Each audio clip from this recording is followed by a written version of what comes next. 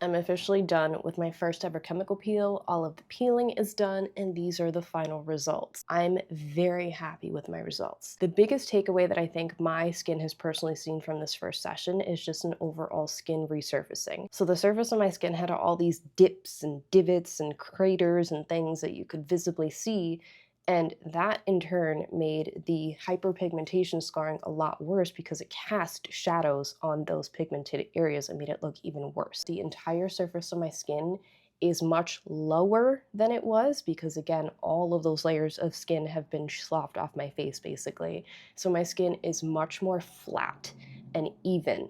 And because of that, a lot of this pigmentation scarring that I've been trying to address in these regions particularly seem less visible.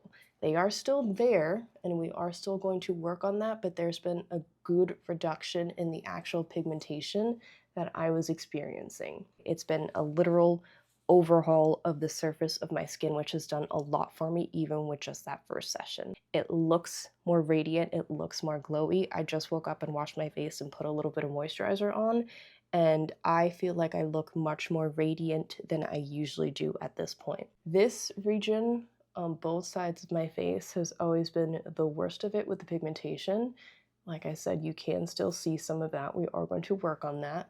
I said that I was going to do definitely 2 sessions and possibly a third depending on where my skin is at after the second session, which I have booked for the second week of December. So with the second peel, I expect much more visible results with all of my pigmentation and discoloration on my face because we've sloughed off so many layers of skin at this point. So I'm at a good starting point.